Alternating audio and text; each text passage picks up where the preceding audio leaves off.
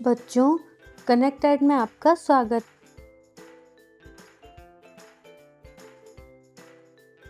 बच्चों, आज हम एक ज्ञानवर्धक व रोचक पाठ पढ़ने जा रहे हैं जिसका शीर्षक है जनजातियाँ, खानाबदोश और एक जगह बसे हुए समुदाय।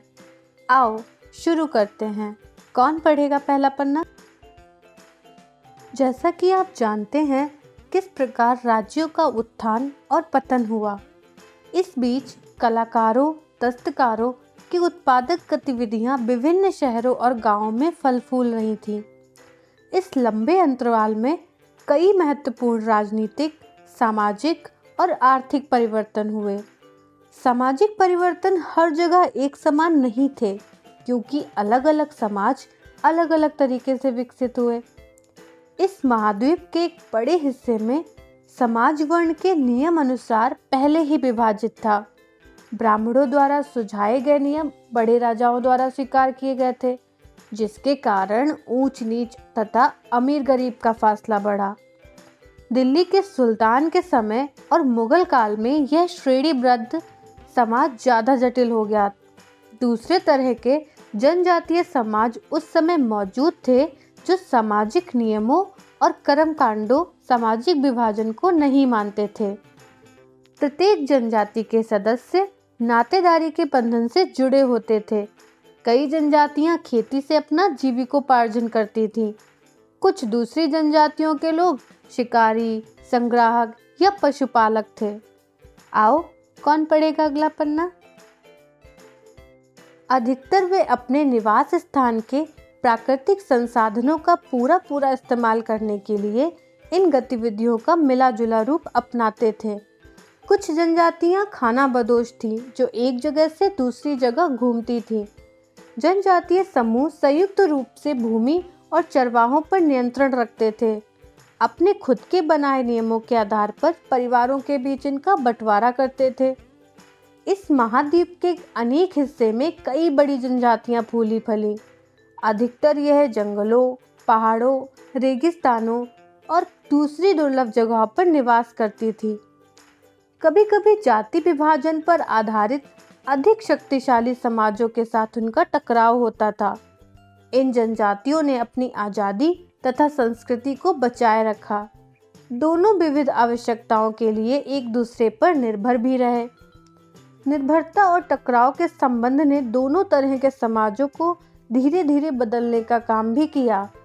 जनजातीय लोग कुछ भी लिखित दस्तावेज नहीं रखते थे, लेकिन समृद्धि, रीति रिवाजों और मौखिक परंपराओं का वे संरक्षण करते थे। यह परंपराएं हर नई पीढ़ी को विरासत में मिलती थी। जनजाति के लोग भारत के लगभग हर क्षेत्र में पाए जाते थे। इनका इलाका और प्रभाव समय के साथ बदलता रहा। शक्तिशाली जनजातियों का बड़े इलाकों पर नियंत्रण था। परिवारों या घरों के एक ऐसे समूह को कुल कहते थे जो एक ही पूर्वज की संतान होने का दावा करते हैं। जनजातीय संगठन प्रायः नातेदारी या कुल संबंधी निष्ठा पर आधारित होते हैं।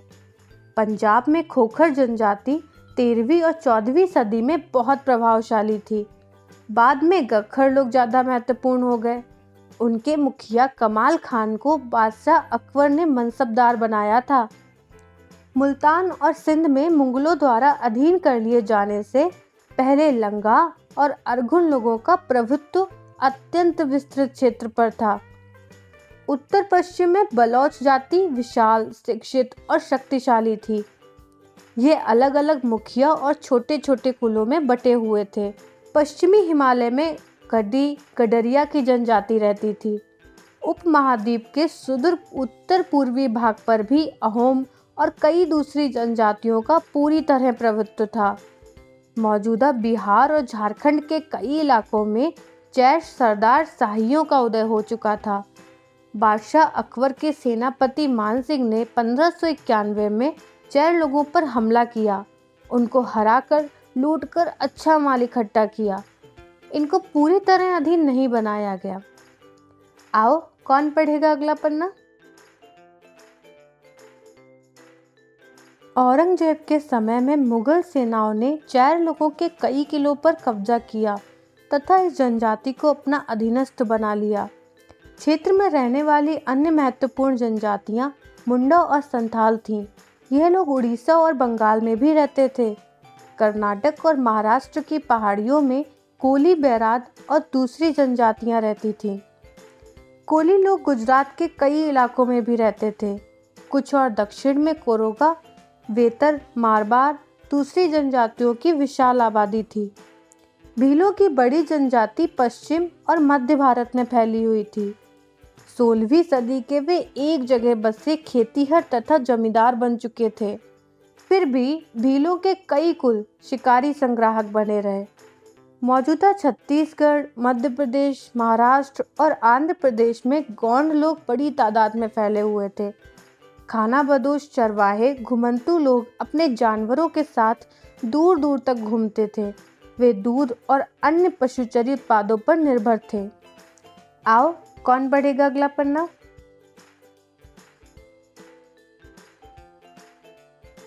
खेतीहर गृहस्थों से अनाज, कपड़े, बर्तन और अन्य चीज़ों के लिए जैसे ऊन, घी इत्यादि का विनिमय भी करते थे। कुछ खानाबदोश अपने जानवरों पर सामानों की ढुलाई का काम भी करते थे। एक जगह से दूसरी जगह आते जाते हुए सामानों की खरीद फरोख्त करते थे। बंजारे सबसे महत्वपूर्ण व्यापारी खानाबदोश थे। उनका कारवां टांडा कहलाता था। सुल्तान अलाउद्दीन खिलजी बंजारों का इस्तेमाल नगर के बाजार में अनाज की ढुलाई के लिए करते थे। जहांगीर ने अपने संस्मरण में लिखा है कि बंजारे विभिन्न इलाकों से अपने बैलों पर अनाज ले जाकर शहरों में बेचते थे। सैन्य अभियानों के दौरान वे मुगल सेना के लिए खादानों की ढुलाई का काम करते थे। किसी भी विशाल सेना के लिए 1 लाख बैल अनाज ढोते होंगे। खानाबदोश घुमंतू लोग होते हैं। उनमें से कई पशुचारी होते हैं जो अपने रेवड़ और पशु वृंद के साथ एक जगह से दूसरे चारागाह घूमते रहते हैं। दस्तकार, फेरी वाले और नृत्यक, गायक एवं अन्य तमाशबीन भ्रमणशील समूह अक्सर वहां लौट आते हैं जहां उन्होंने पिछले साल दौरा किया था। आओ, कौन पढ़ेगा अगला पन्ना?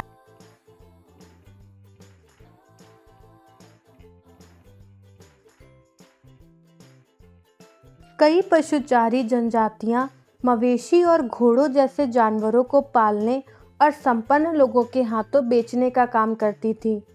छोटे मोटे फेरी वालों की जनजातियां भी एक दूसरे दूसरे गांव में भ्रमण करती थी।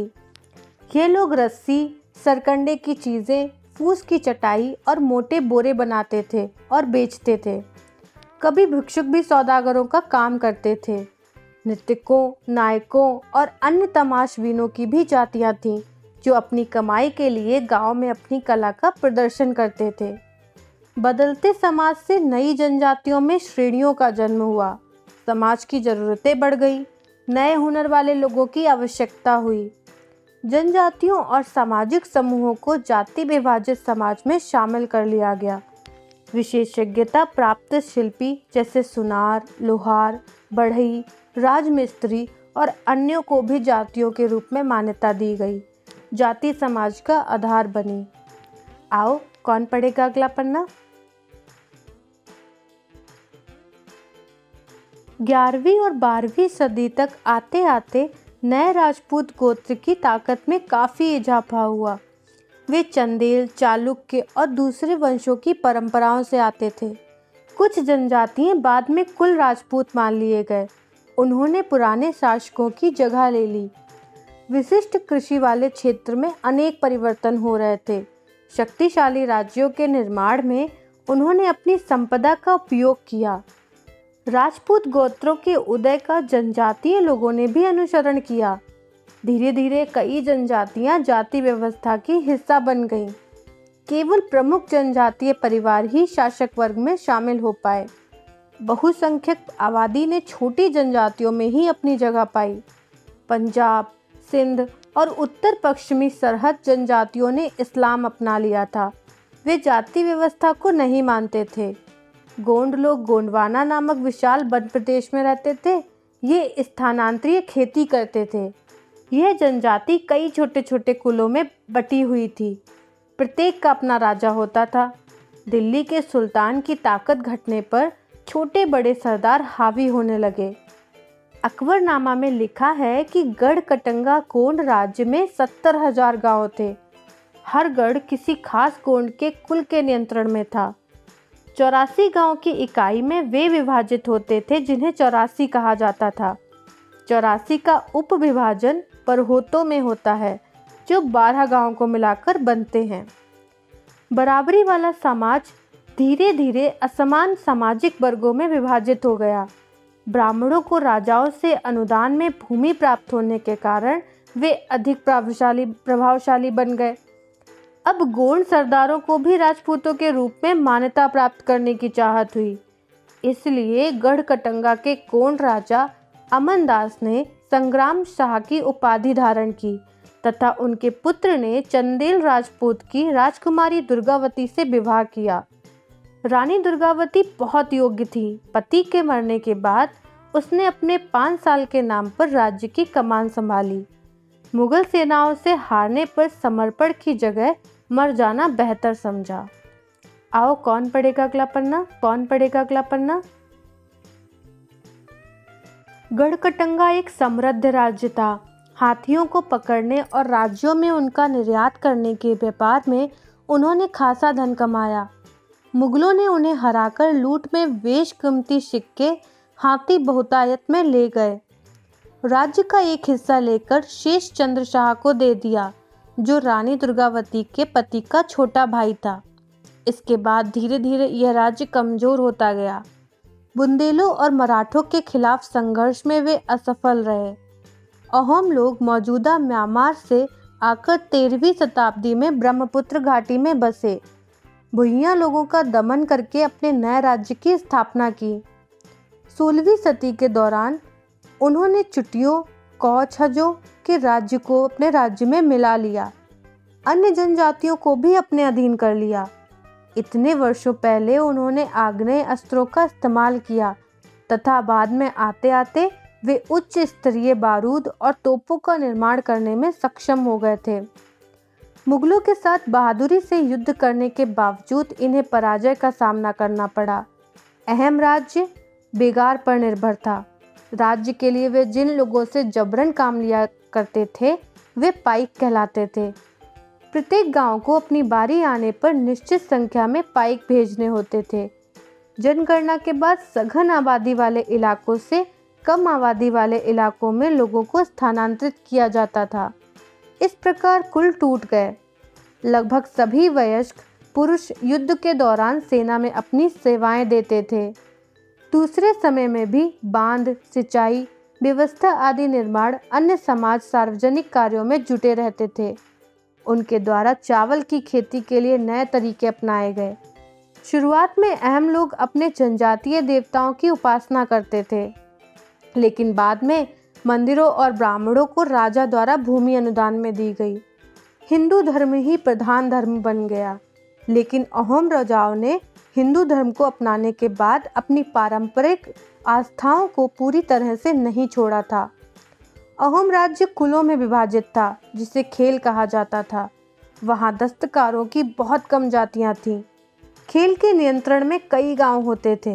किसान को ग्राम समुदाय द्वारा दी जाने वाली जमीन समुदाय की सहमति के बगैर राजा तक वापस नहीं ले जा सकता था। यह एक अत्यंत परिष्कृत समाज था। कवियों और विद्वानों को अनुदान में जमीन दी जाती थी।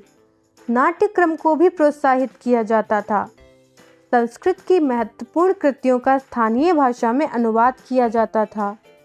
बुरंजी नामक ऐतिहासिक कृतियों को पहले अहोम भाषा में और फिर असमिया में लिखा गया था।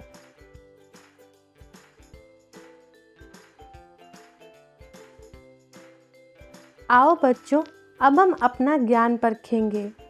प्रश्न 1, जनजातियां किसे कहते हैं? प्रश्न 2, जनजातियां अपनी जीविका कैसे चलाती हैं? प्रश्न 3, कुछ जातियों एवं जनजातियों के नाम बताइए। प्रश्न 4, कुल किसे कहते हैं? प्रश्न 5, घुमंतू लोगों का जीवन कैसा था? प्रश्न 6, बंजारा लोगों के कारवां को क्या कहते हैं? प्रश्न 7, व्यापारी खानाबदोश कौन थे? प्रश्न 8, नई जनजातियों का विकास कैसे हुआ? प्रश्न 9, गोंड लोग कहाँ रहते थे? प्रश्न 10, गोंड लोग कैसी खेती करते थे? प्रश्न 11, स्थानांतरीय कृषि किसे कहते हैं? प्रश्न 12, बरहोतो क्या होता है? प्रश्न 13, राजा अमरदास ने कौन सी उपाधि धारण की? प्रश्न 14, रानी दुर्गावती ने किसके साथ युद्ध किया? प्रश्न 15, गढ़कटंगा राज्य कौन सा व्यापार करता था? प्रश्न 16, अहोम लोगों ने कौन से अनोखे हथियारों का प्रयोग किया? प्रश्न 17, पाइक कौन थे? प्रश्न 18, खेल किसे कहा जाता था? प्रश्न 19, अहोम समाज कैसा था? प्रश्न 20, जनजाति सदस्य किस बंधन से जुड़े होते थे?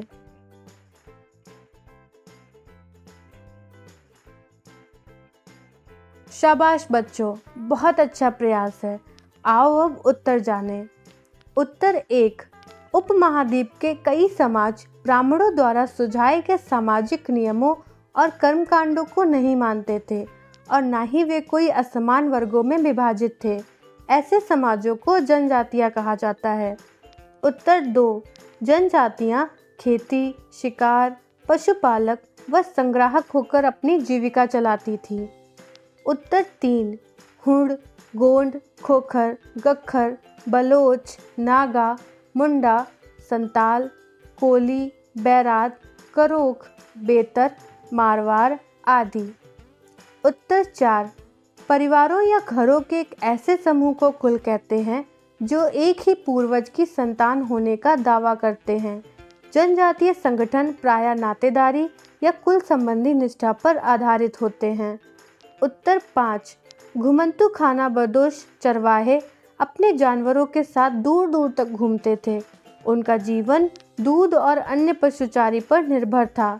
वे खेतीहर से अनाज, कपड़े, बर्तन इत्यादि का विनिमय भी करते थे। उत्तर 6, बंजारा लोगों के कारवां को टांडा कहते हैं। उत्तर 7, बंजारे व्यापारी खानाबदोश थे। उत्तर 8, अर्थव्यवस्था और समाज की बढ़ती हुई ज़रूरतों के लिए अनेक हुनरमंद लोगों की ज़रूरत पड़ी। इस कारण नई जनजातियों का जन्म हुआ। उत्तर 9, गोंड लोग गोंडवाना नामक विशाल वन प्रदेश में रहते थे। उत्तर 10, गोंड लोग स्थानांतरित खेती करते थे। उत्तर 11, वन प्रांत के पेड़ों और झाड़ियों को पहले काटा और जलाया जाता है। इसकी राख में फसल बो दी जाती है। जब ये ज़मीन अपनी उर्वरता को देती है तब ज़मीन का दूसरा टुकड़ा साफ किया जाता है और इसी तरह से फसल उगाई जाती है। उत्तर 12, बरहोतो 84 का उपविभाजन होता है। उत्तर 13, राजा अमरदास ने संग्राम शाह की उपाधि धारण की। उत्तर 14, रानी दुर्गावती ने मुगलों के साथ युद्ध किया। उत्तर 15, गढ़कटंगा राज्य हाथियों को पकड़कर उन्हें दूसरे राज्यों को बेच देता था। उत्तर 16, अहोम लोगों ने अग्नि, अस्त्र तथा तोप का इस्तेमाल किया। उत्तर 17, राज्य के लिए जिन लोगों से जबरन काम लिया जाता था उन्हें पाइक कहते थे। उत्तर 18, अहोम समाज कुलों में विभाजित था जिसे खेल कहते हैं। उत्तर 19, अहोम समाज एक समाज था। वे कलाकारों का सम्मान करते थे तथा पुरस्कार में जमीन देते थे। उत्तर 20, प्रत्येक जनजाति के सदस्य नातेदारी के बंधन से जुड़े होते थे। बच्चों, आज का पाठ समाप्त हुआ। आशा है कि आप सबको पसंद आया होगा। धन्यवाद।